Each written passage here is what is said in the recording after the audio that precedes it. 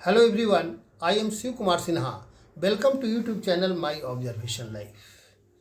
महिला सशक्तिकरण की श्रृंखला में आज भाग 4 प्रस्तुत कर रहे हैं।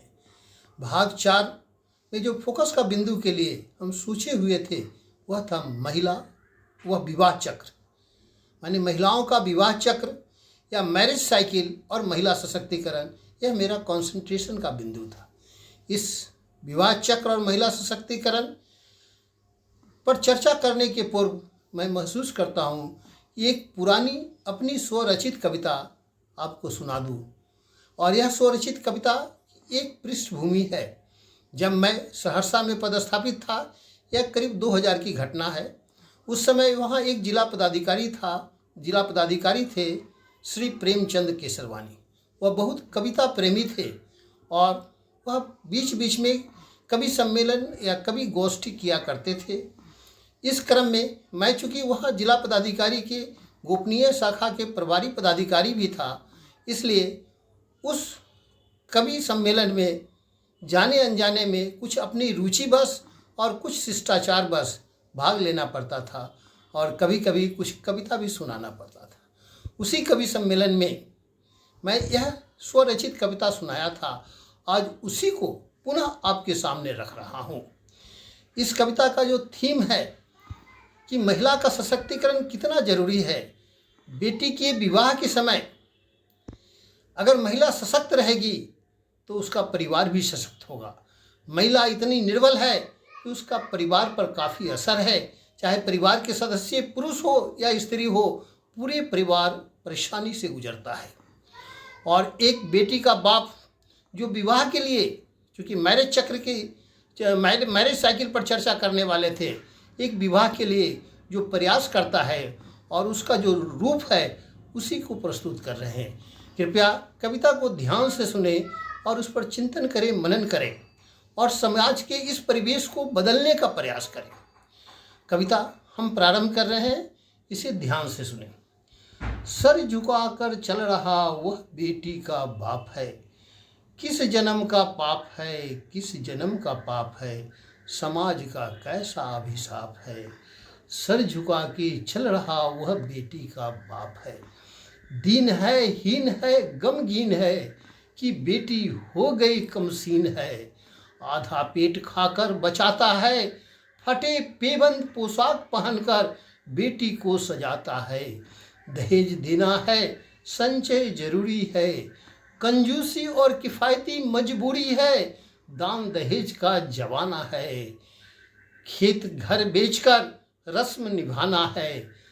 सहना दबना उसका श्रृंगार है, स्वाभिमान से समझौता उसकी जीवन का आधार है। बेटी को अच्छा बर घर मिले, बस यही एक विचार है। लोग उसे कहते व्यवहारिक बनोगे। उम्र बढ़ रहा बेटी का, कब करोगे ब्याह। सुन सुनकर दर्द का वह घूंट पीता है, सब कुछ खोकर खुशी तलाशता है। अन्यत्र उम्मीद जगाता है, बेटी के लिए बड़ तलाश में जाता है। लेकिन दो टूक कलेजा करता, घूंट आंसुओं का पीकर पछताता वापस आता है। ऐसा नहीं, वैसा नहीं, इतना नहीं, उतना नहीं, अनेकों खोट दर्शाता है।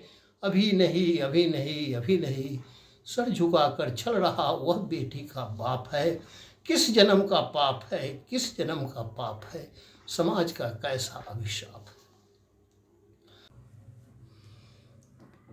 बेटी की खातिर खून घूंट पीना पड़ता है, चुपचाप आंसू छिपाना पड़ता है।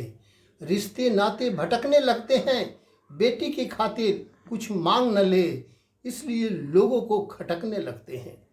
दूरी बनाने की बात गले में सभी को अटकने लगते हैं। सोचते हैं दूर रहो, बेटी ब्याहना है।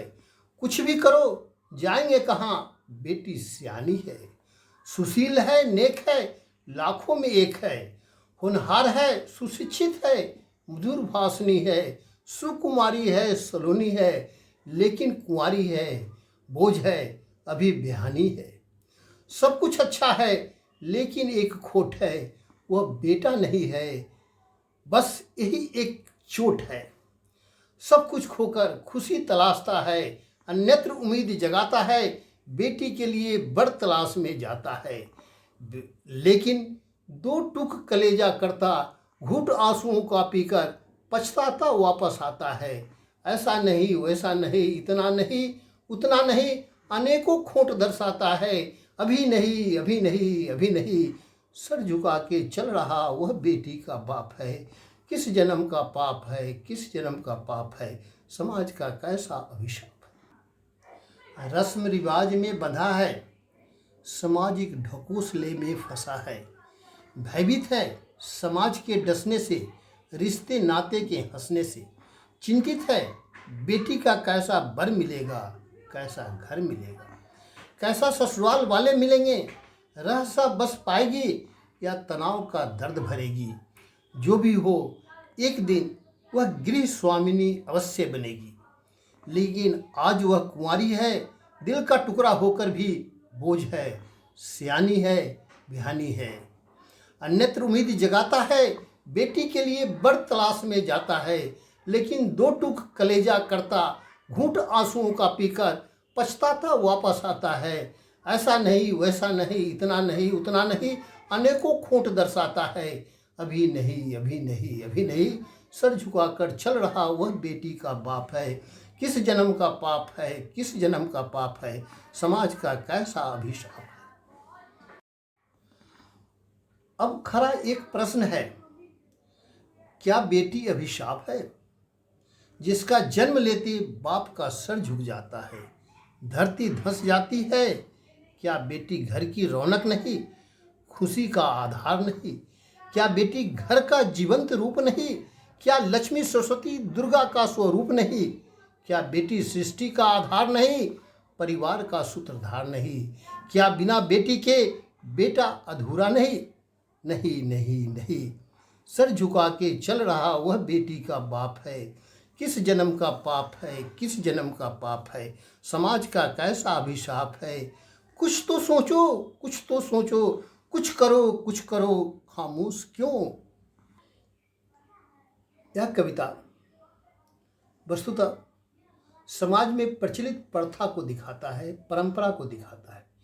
हमारे संविधान निर्माताओं ने एक नेशनल लाइफ की कल्पना की थी और एक सोशल ऑर्डर, न्यायपूर्ण सोशल ऑर्डर की सोच बनाई थी। लेकिन आज जो हमारे समाज में प्रचलित व्यवस्था है, जिसमें बेटी के बाप को विवाह के समय किस तरह के माहौल से गुजरना पड़ता है, उसका इसमें चित्रण करने का प्रयास किया गया है। और यह चित्रण का उद्देश्य है कि एक सोशल ऑर्डर को बदले, एक न्यायपूर्ण सोशल ऑर्डर को बनाएं और एक नेशनल लाइफ जो हमारे संविधान निर्माताओं का उद्देश्य था, उसे पूरा करने का प्रयास करें। हम अपने सोच को बदले, अपने विचार को बदले, बेटी और बेटी के बाप के प्रति, बेटी के परिवार के प्रति एक सोच के बदले, तभी हम महिला सशक्तिकरण कर सकते हैं। अन्यथा महिला सशक्तिकरण का प्रयास अधूरा होगा। यह मेरा जो है प्रस्तुतिकरण, चित्रण और विश्लेषण आपको अच्छा लगता हो तो इसे लाइक करें, शेयर करें, सब्सक्राइब करें। और इसी के कड़ी में अगले दिन मैं एक जो है विवाह चक्र की चर्चा करेंगे। यह विवाह चक्र की एक पृष्ठभूमि है कि विवाह में, लड़की के विवाह में विलंब क्यों होता है, इसके लिए समाज के वर पक्ष के लोग कैसे दोषी हैं, इसका मात्र चित्रण है। अगले दिन फिर हम, जो मेरा मूल उद्देश्य था कि मैरिज विवाह चक्र का चर्चा करें और विवाह चक्र और महिला सशक्तिकरण को कैसे बनाएं, इसके पृष्ठभूमि में यह कविता आपके लिए प्रस्तुत कर रहा हूँ। पार्ट 5 में हम विवाह चक्र की चर्चा करेंगे। यह विश्लेषण, यह प्रस्तुतिकरण अगर अच्छा लगता है तो आप इसे लाइक करें, शेयर करें और चिंतन करें। समाज को बदलने के लिए, समाज की परिस्थितियों को बदलने के लिए आप खामोशी नहीं बरते, बल्कि अपनी स्वर को, अपनी आवाज़ को खोलें। एक खामोशी कब तक रहेंगे और समाज में परिवर्तन का प्रयास करें, तभी हम महिला सशक्तिकरण कर पाएंगे और महिला सशक्तिकरण का उद्देश्य पूरा कर पाएंगे और पूरे जीवन चक्र में महिला को सशक्त कर पाएंगे। मेरा उद्देश्य विवाह चक्र पर चर्चा करने का, मेरा उद्देश्य वर्तमान में महिलाओं को सशक्त करना ही नहीं, बल्कि अगले जनरेशन में भी महिला को सशक्त करना है। इसलिए हम विवाह चक्र पर एक अलग टॉपिक बनाकर आपके साथ अगले दिन फिर हम आएंगे। धन्यवाद।